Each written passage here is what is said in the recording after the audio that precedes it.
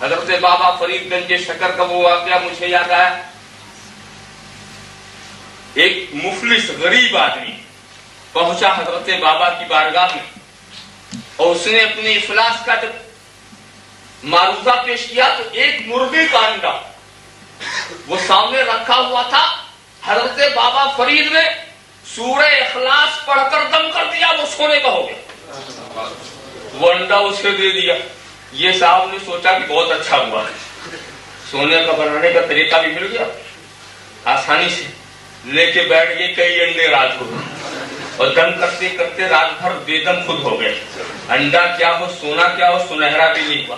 جب دوسرے دن بابا کی بارگاہ میں آئے تو کیا پیاری بات کہی تھی اس درویش کامل نے, اس اللہ کے محبوب بندے نے کہ دیکھ خدا کے کلام میں ہر چیز کو سونا بنانے کی پوری طاقت اور پوری تاثیر ہے, مگر پہلے فرید الدین کی زبان پھیلائے.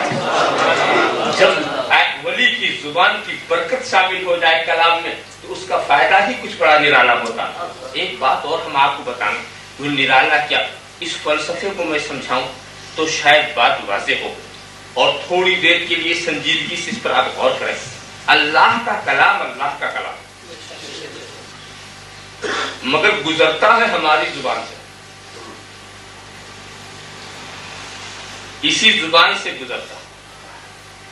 اس کو کبھی آپ دیکھیں کہ اگر گزرگاہ اچھی ہوتی تو گزرنے والا اپنے پورے شان و وقار کے ساتھ گزرتا, اور اگر گزرگاہ خراب ہوتی ہے تو کتنے ہی صاف ستھرے کپڑے پہن کر نکل کے آؤ مگر اس کا اثر کچھ نہیں کراؤ.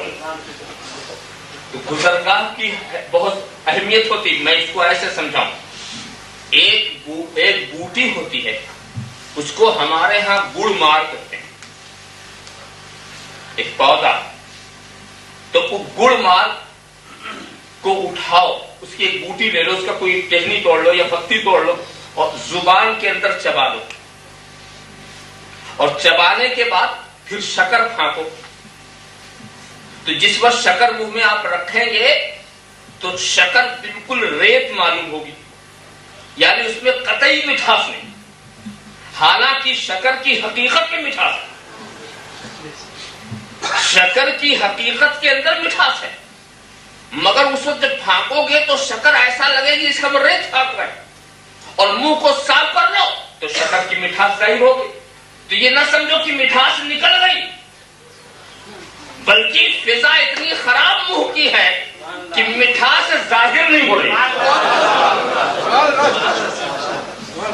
فضا اتنی خراب ہے کہ مٹھاس ظاہر نہیں ہو رہی ہے. تو اگر تم چاہتے ہو کہ شکر کی مٹھاس ملے تو زبان کو گڑمار والا مت بناؤ, تاکہ جب شکر آئے تو اپنی مٹھاس تو دے دے. تو اگر تم چاہتے ہو کہ خدا کے کلام کا صحیح اثر ملے تو زبان کو پاک و صاف رکھو. جھوٹ بولنے والی زبان, غیبت کرنے والی زبان, حرام کھانے والی زبان, دوسروں کو اذیت پہنچانے والی زبان, پہلے ہی سے فضا خراب ہے, یہاں کسی کلام کا کیا اثر ہو. اللہم صلی علی سیدنا محمد وعلی سیدنا محمد کما کو اللہ بھی صلی علیہ. پہلے زبان کو اس لائق بناؤ. اس سلسلے میں میں ایک بات عرض کروں, یہ حضرت غوث الواصلی حضرت عبدالعزیز دباغ رحمۃ اللہ تعالی علیہ نے ایک بہت بڑے فلسفے کو حل فرمایا, بہت بڑے فلسفے کو حل فرمایا. انہوں نے کہا سنو, اچھی طرح سنو, کہ اللہ کے کلام کی ایک تاثیر ہے, اس کے کچھ انوار و برکات ہیں, اور ان انوار و برکات کا ظہور کے لیے ضروری ہے کہ اس کے مطابق فضا ہو. بلکہ انہوں نے یہ بھی فرمایا ہے کہ جب آپ کوئی حرف لکھتے ہیں, قرآن کریم میں جو کلمات طیبات ہے بسم اللہ الرحمن الرحیم, تو اس کے ہر حرف میں ایک نور ہے, ہر حرف میں برکتیں ہیں. لفظ اللہ آپ لکھو تو لفظ اللہ کے اندر برکتیں ہیں, اس کے اندر کچھ انوار ہیں جو ان نقوش سے وابستہ ہیں. مگر ہوتا کیا ہے, کبھی کبھی تم نے یہ بھی تو دیکھا ہے کہ ایک پرچہ ہے جو کہیں زمین پہ پڑا ہوا اور اس پہ لفظ اللہ لکھا ہوا, لوگ چلتے ہیں تو نادانی میں کسی کا پیر بھی اس پر پڑ سکتا ہے, دیکھا آپ نے. مگر کوئی انقلاب آیا زمانے میں اتنی بڑی بے ادبی ہو گئی، مگر زمانے کا نظام ویسے ہی چل رہا۔